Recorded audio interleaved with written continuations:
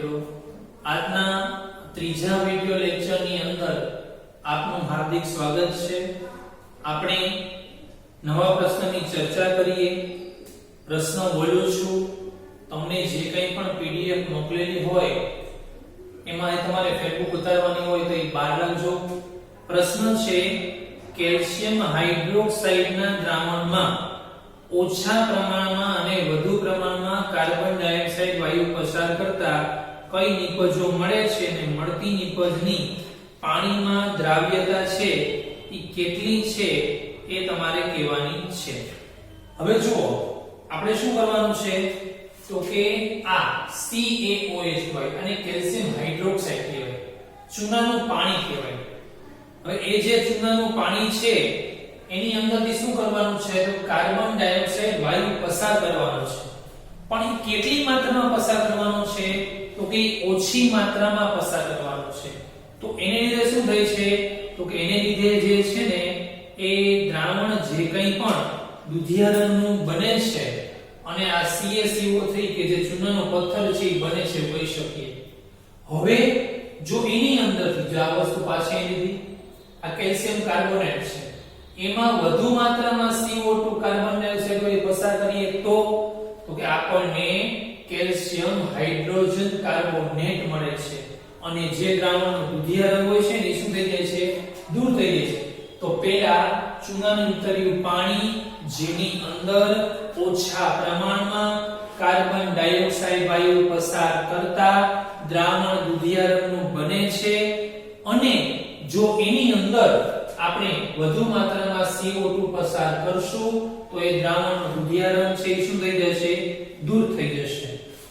રાસાયણિક પ્રક્રિયાની અંદર આ કેલ્શિયમ છે એ CO2 સાથે જોડાય અને કૌંસ નંબર 2 છે કે ઓક્સિજન અને હાઇડ્રોજનના બે પરમાણુ, તો એક છે ને આની સાથે જોડાય એટલે CaCO3 થયું, તો વધ્યું શું તો કે હાઇડ્રોજનના બે પરમાણુ અને ઓક્સિજન એટલે શું બન્યું પાણી બન્યું।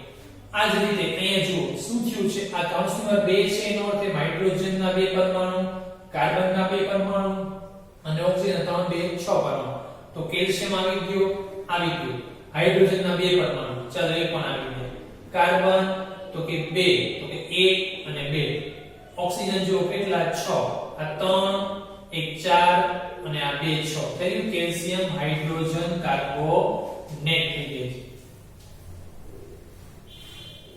હવે નાનકડો 1 માર્કનો પ્રશ્ન છે કેલ્શિયમ કાર્બોનેટ કુદરતમાં કયા સ્વરૂપે મળે છે? તો જો કેલ્શિયમ કાર્બોનેટ છે ને એ આપણને કુદરતની અંદર આરસ પહાણ, પરવાળા, શંખ, ચાક, લાઇમસ્ટોન જેને આપણે ચૂનાનો પથ્થર આવા સ્વરૂપે જોવા મળે છે એમ કહી શકાય છે। એક ગુણની અંદર આ પ્રશ્ન આપણને પૂછી શકાય। પછી તટસ્થીકરણ પ્રક્રિયાની વાત કરવામાં આવે, જ્યારે ચેપ્ટરની શરૂઆત મેં કરી હતી ત્યારે મેં તમને એવું કીધું હતું કે એસિડ અને બેઝની પ્રક્રિયા થાય તો એમાં ક્ષાર અને પાણી બને છે તો એને તટસ્થીકરણની પ્રક્રિયા કહેવાય। તો આ પ્રશ્ન અલગ રીતે પૂછેલ છે કે તટસ્થીકરણની પ્રક્રિયા કોને કહે છે, તેમના ઉદાહરણો આપો।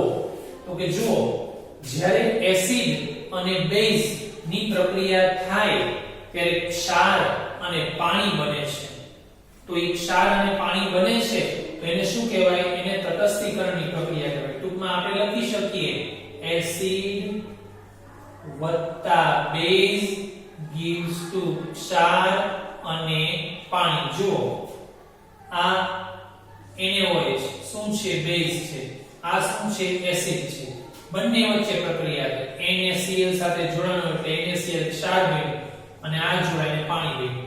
એવી રીતે અહીંયા આ K પોટેશિયમના બે પરમાણુ છે એ SO4 સાથે જોડાણા એટલે K2SO4 ક્ષાર બન્યું અને અહીંયા હાઇડ્રોજનના બે પરમાણુ છે અને ઓક્સિજનના બે પરમાણુ એટલે આગળ 2 એટલે 2H2O થયું, હાઇડ્રોજનના 4 પરમાણુ છે, 2 આ અને 2 આ એટલે 2H2 એટલે 4 અને ઓક્સિજનના બે પરમાણુ। તો હંમેશા યાદ રાખજો કે એસિડ ની બેઝ સાથે કે બેઝ ની એસિડ સાથે ગમે તેમ બાકી રચના કરો તો એમાં હંમેશા ક્ષાર અને પાણી બને છે, જેના ઉદાહરણ આપણે અહીંયા આપ્યા છે।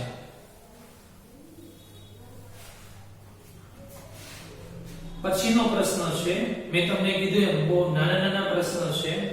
NaOH, તો NaOH પ્રબળ બેઝ છે અને ફિનોલ્ફથેલિન જે એક કૃત્રિમ સૂચક છે, એના મિશ્ર દ્રાવણમાં મંદ HCl ના 2 ટીપા ઉમેરતા શું પરિવર્તન થાય છે અને આ રંગ પરિવર્તન માટેનું કારણ શું છે? તો કે જુઓ, એની અંદર NaOH જે પ્રબળ બેઝ છે એના અંદર તમે ફિનોલ્ફથેલિન ના ટીપા ઉમેરો ને એટલે એ દ્રાવણ છે એ ગુલાબી રંગનું બને, અને પછી જો એની અંદર તમે એસિડના ટીપા ઉમેરો ને એટલે એ ગુલાબી રંગનું દ્રાવણ શું થઈ જાય? દૂર થઈ જાય. તો આ વસ્તુ શું છે? તો આ વસ્તુ દર્શાવે છે કે તટસ્થીકરણ પ્રક્રિયાને આભારી છે. ગુલાબી રંગના દ્રાવણની અંદર તમે એસિડના ટીપા નાખ્યા એટલે બેઝની અસરને શું કરે છે? દૂર કરે છે. એટલા માટે ગુલાબી રંગનું દ્રાવણ છે એ દૂર થાય છે.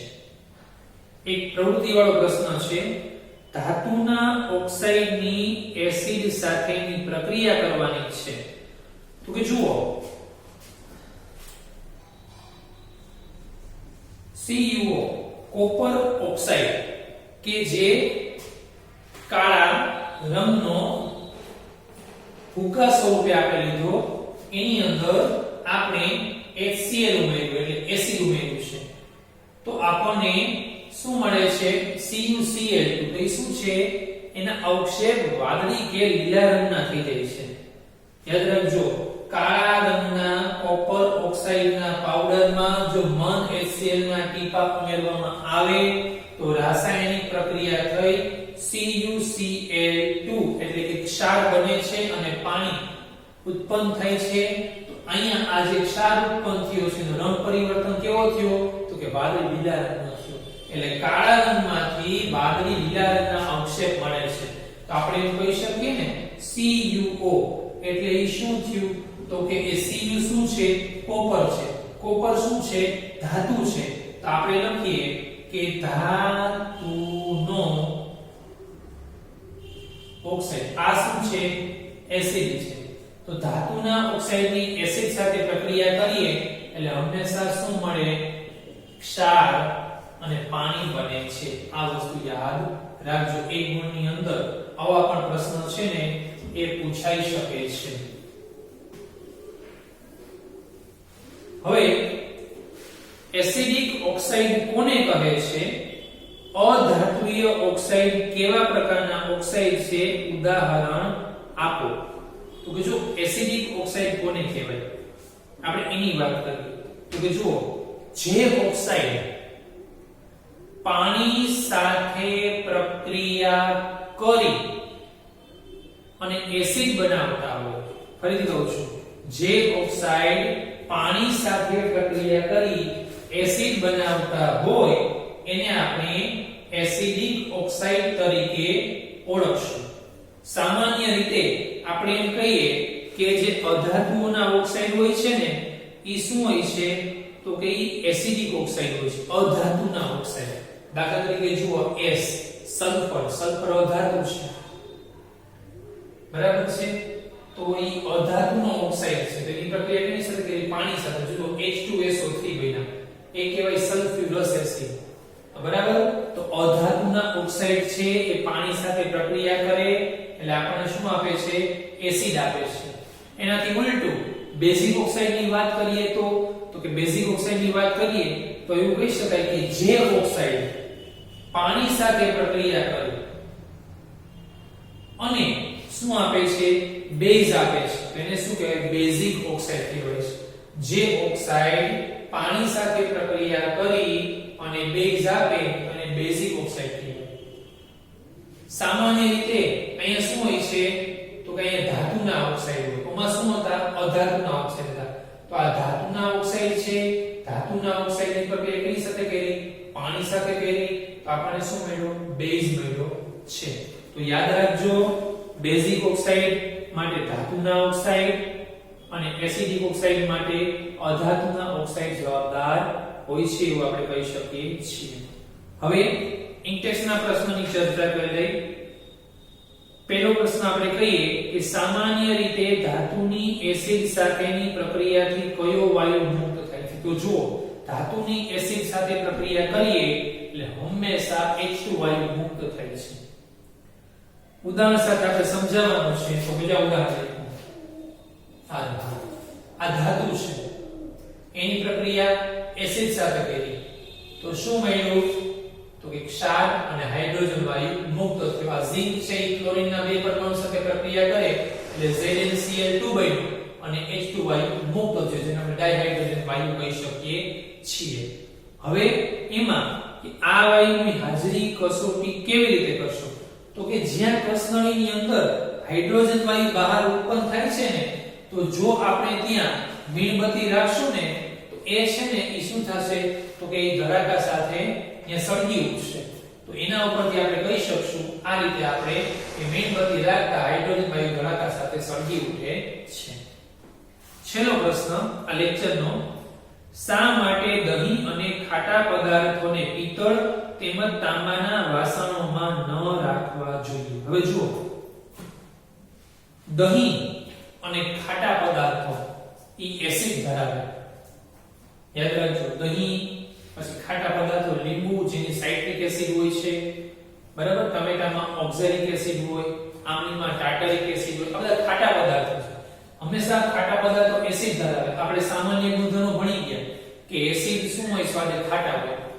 હવે તમે તાંબાના વાસણમાં રાખો તો શું થાય તો કે ઝેરી પદાર્થો ઉત્પન્ન થાય છે અને એ ઝેરી પદાર્થો ઉત્પન્ન થાય તો એ શરીર માટે કેવા હોય છે એ નુકસાનકારક હોય છે. એટલા માટે ક્યારેય પણ ખાટા પદાર્થોને તાંબાના કે પિત્તળના વાસણોમાં રાખવા જોઈએ નહીં. સામાન્ય આપણે વાત કરીએ કે જો આપણે લીંબુ શરબત બનાવ્યું છે અને એ લીંબુ શરબત છે એ તાંબાના કે પિત્તળના વાસણમાં રાખવામાં આવે અને પછી જો એને પીવામાં આવે તો એ શરીર માટે ખૂબ જ નુકસાનકારક હોય છે. કારણ કે એને લીધે એટલે કે પિત્તળ અને તાંબુ છે એસિડ સાથે પ્રક્રિયા કરે છે અને ઝેરી પદાર્થો ઉત્પન્ન થાય છે. તો આ સાથે આજનો લેક્ચર અહીં પૂર્ણ થાય છે. ખાસ કરીને હજી ફરી પાછું કહું છું કે આ બધા જે કંઈ પણ પ્રશ્નના આન્સર છે એ ખૂબ સહેલા છે. તમે એને પાકા કરી જોયા વગર લખજો તો તમને સરળતાથી યાદ રહી જશે. અને હેતુલક્ષી પ્રશ્ન પૂછાય ત્યારે ગમે એવી રાસાયણિક પ્રક્રિયા છે બેલેન્સિંગ કરવાની હોય, કોઈ પણ અણુસૂત્ર પૂછી શકે, કોઈ પણ વસ્તુ છે ખાલી રાખી હોય, દાખલા તરીકે આ રીતે અહીંયા આમ બ્લેન્ક દર્શાવ્યું હોય એ તમારે પૂરું કરવાનું હોય એવી રીતે પણ પૂછી શકે છે. ઘણી વખત આવી રીતે બ્લેન્ક રાખ્યું હોય અને એ રીતે પણ પ્રશ્ન પૂછી શકે છે. એટલે તમારે પાકું કરી લખવાની પ્રેક્ટિસ પાડજો. રાસાયણિક સમીકરણ તો તમને સરળતાથી યાદ રહી જશે.